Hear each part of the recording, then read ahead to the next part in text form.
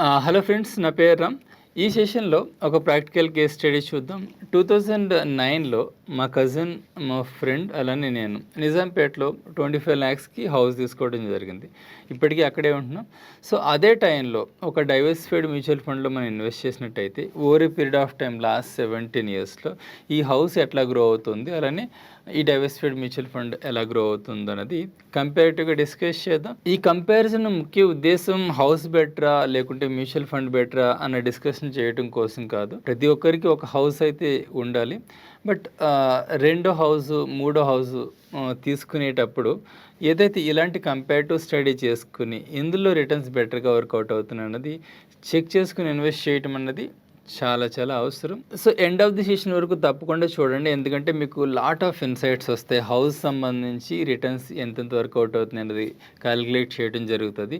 Rental yield కూడా కలుపుని calculate చేయడం జరుగుతుంది. సో దట్ మీ హౌస్కి కూడా మీరు ఈ విధంగా క్యాలిక్యులేట్ చేసుకుని చెక్ చేసుకునే అవకాశం ఉంటుంది. అలానే ఏదైతే మ్యూచువల్ ఫండ్ ఉందో దాని రిటర్న్స్ ఎలా వర్కౌట్ అవుతుంది అనేది కూడా కంపారిటివ్గా డిస్కస్ చేద్దాం. సో ముందు వచ్చేసి అపార్ట్మెంట్ వాల్యూ ఏదైతుందో దాన్ని చూద్దాం. యాజ్ ఈ సెడ్ 25 lakhsకి తీసుకున్నాం అని చెప్పాను కదా. So interiors or wood works అప్పట్లో తక్కువలో అయ్యేది. సో 3 lakhs అయింది. ఓకే, సో ఇవి రెండింటిని మనం యాడప్ చేసినట్టయితే 28 lakhs అపార్ట్మెంట్ వాల్యూ అయిందనమాట. సో తర్వాత 2015 వరకు మనకి పెద్దగా, ముఖ్యంగా ఈ ఏదైతే నిజాంపేట్, కుకట్పల్లి ఈ ఏరియాల్లో పెద్దగా, I think for that matter Hyderabad మొత్తానికి పెద్దగా ప్రైసెస్ పెరిగింది లేదు అపార్ట్మెంట్స్వి. ఒక 30 lakhs అయింది అప్పటికి. ఓకే, సో 2020కి వచ్చేసరికి అరౌండ్ 45 lakhs అయినాయి ఈ అపార్ట్మెంట్ ప్రైసెస్, ఏదైతే మేము ఉంటున్న అపార్ట్మెంట్ ప్రైసెస్. ఇప్పుడు లేటెస్ట్గా అరౌండ్ 58 to 60 lakhsకి సెకండ్ సేల్ అవుతున్నాయి అనమాట. సో నేను ఆ ప్రైస్ తీసుకుంటున్నాను.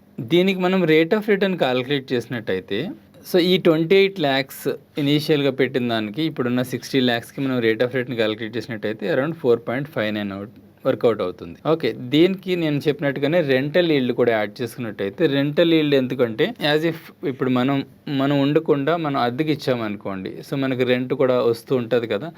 సో మన అపార్ట్మెంట్లో అప్రిషియేషన్ ప్లస్ ఆ రెంటల్ ఈల్డ్ కలుపుకున్నట్టయితే అది టోటల్ వాల్యూ అవుతుంది, రైట్. నేను ఒక 3% రెంటల్ ఈల్డ్ వేస్తున్నా. ఇనీషియల్ ఇయర్స్లో రెంటల్ ఈల్డ్ 3% కూడా ఉండదు, మేబీ 2% అలా ఉంటూ ఉంటుంది.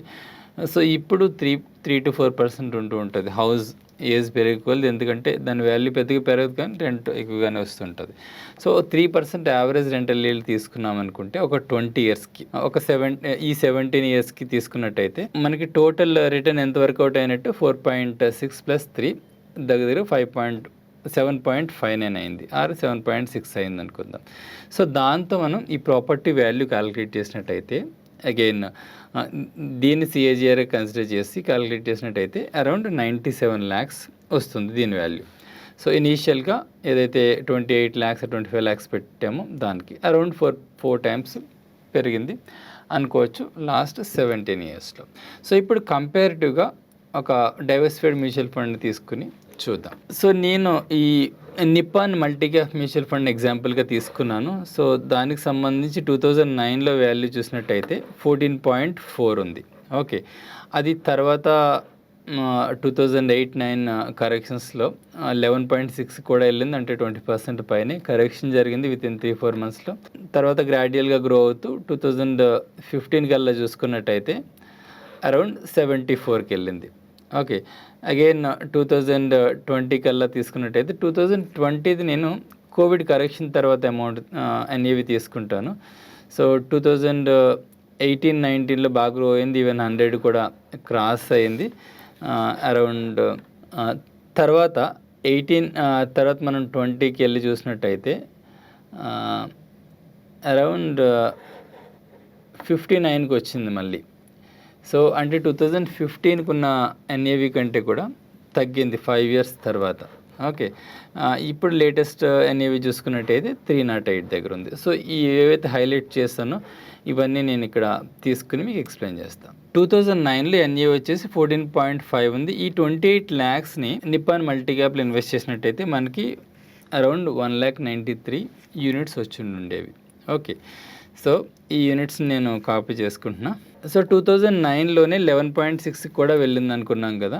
సో 2009లో మనం మల్టిప్లై చేసినట్టయితే 11.6 ఈ యూనిట్స్తో 22 lakhsకి వెళ్ళింది. అంటే 28 lakhs నుంచి 22 lakhsకి తగ్గింది. దగ్గర 20% పైన ఫాల్ అయింది. రియల్ ఎస్టేట్లో జనరల్గా సేమ్ వాల్యూస్ కంటిన్యూ అయితే పెద్దగా తగ్గేది ఉండదు. సో తర్వాత వచ్చేసి 2015 కల్లా 74కి వెళ్ళింది అనుకున్నాం. సో ఇక్కడ మనం క్యాలిక్యులేట్ చేసినట్టయితే 1,42 lakhsకి వెళ్ళింది. మళ్ళీ 2020 కోవిడ్ కరెక్షన్ తర్వాత 59కి వెళ్ళింది ఎన్ఏవి, మళ్ళీ తగ్గింది. సో అది క్యాలిక్యులేట్ చేసుకున్నట్టయితే మళ్ళీ 1,42,00,000 నుంచి 1,13,00,000కి తగ్గిపోయింది 5 years తర్వాత. సో ఇప్పుడు లేటెస్ట్గా చూసినట్టయితే 308 ఉంది దీని ఎన్ఏవి. సో ఇప్పుడు వాల్యూ మనం క్యాలిక్యులేట్ చేసుకున్నట్టయితే అక్షరాల 5,94,00,000 దగ్గరగా 6 కోట్లు. సో లేటెస్ట్ ఏదైతే మనం property value rental yield add చేసి క్యాలిక్యులేట్ చేసిన దాంతో మనం కంపేర్ చేసుకున్నట్టయితే ఎన్ని టైమ్స్ డిఫరెన్స్ ఉందో మనం చూసినట్టయితే దగ్గరగా 6 times. So mutual fund value ఏదైతే ప్రాపర్టీ అపార్ట్మెంట్ వాల్యూతో మనం కంపేర్ చేసాం దగ్గరగా 6 times డిఫరెన్స్ ఉంది. సో ఇంత హ్యూజ్ డిఫరెన్స్ క్రియేట్ అయినప్పుడు సో మనం సెకండ్ హౌస్ థర్డ్ అపార్ట్మెంట్ కొనేటప్పుడు ఖచ్చితంగా ఇలాంటి ఇన్వెస్ట్మెంట్ ఆప్షన్స్ గురించి ఆలోచించాలి అందరూ. ముఖ్యంగా ఎవరైతే రిటైర్మెంట్ ఎంతవరకు ప్రాపర్గా ప్లాన్ చేసుకోలేదో, ఒక హౌస్ ఉంది మళ్ళీ సెకండ్ హౌస్ కొని దాన్నే రిటైర్మెంట్ దాని రెంట్తో మనం రిటైర్మెంట్ ప్లాన్ చేసుకుందామని ఆలోచించే వాళ్ళు ఎవరైతే ఉన్నారో అది సరిపోదు. ఒక హౌస్ నుంచి వచ్చే రెంట్ ఎప్పటికి కూడా మన కంప్లీట్ రిటైర్మెంట్కి మంత్లీ ఎక్స్పెండిచర్కి సరిపోదు. సో ఈ విధంగా మ్యూచువల్ ఫండ్స్ మీరు ఇన్వెస్ట్ చేసుకున్నట్టయితే మంచి రిటైర్మెంట్ కార్పస్ బిల్డ్ చేసుకున్నట్టయితే బెటర్గా ఉంటుంది. ఇదే సెకండ్ హౌస్కి పెట్టే అమౌంట్ మీరు మ్యూచువల్ ఫండ్స్ ఇన్వెస్ట్ చేసినట్టయితే మంచి రిటైర్మెంట్ కార్పస్ ఈ విధంగా బిల్డ్ అయ్యే అవకాశం ఉంటుంది. ఇంకొక పాయింట్ ఏంటంటే ఈ కంపారిజన్లో మనం ఏవైతే మున్సిపల్ ట్యాక్సెస్ కానివ్వండి, రిపేర్స్ కానివ్వండి, ఎవ్రీ 5 yearsకి మనం పెయింటింగ్స్ వేస్తుంటాము అలాంటివి కానివ్వండి, రెంటల్ వేకెన్సీస్ కానీ అవన్నీ కన్సిడర్ చేయలేదు. అవన్నీ కన్సిడర్ చేసుకుంటే మేబీ ఈ నెంబర్ ఇంకొంచెం డౌన్కి వెళ్ళే అవకాశం ఉంది. ఇప్పుడు ఏదైతే ఇక్కడ 97 lakhsని క్యాలిక్యులేట్ చేస్తానో దానికంటే దాని వాల్యూ ఇంకొంచెం డౌన్కి వెళ్ళే అవకాశం కూడా ఉందన్నమాట. అలానే ఇంకొక ఇంపార్టెంట్ పాయింట్ ఏంటంటే రేట్ ఆఫ్ రిటర్న్ ఇంత తక్కువ ఎంత వర్కౌట్ అయింది. చాలామంది ఈ రేట్ ఆఫ్ రిటర్న్ అపార్ట్మెంట్స్కి ఎంత వర్కౌట్ అవుతుంది అన్నది ఎవరు క్యాలిక్యులేట్ చేసుకోరు. మనకి రెంట్ వస్తుందిలే సరిపోతుందిలే అనుకుంటూ ఉంటారు.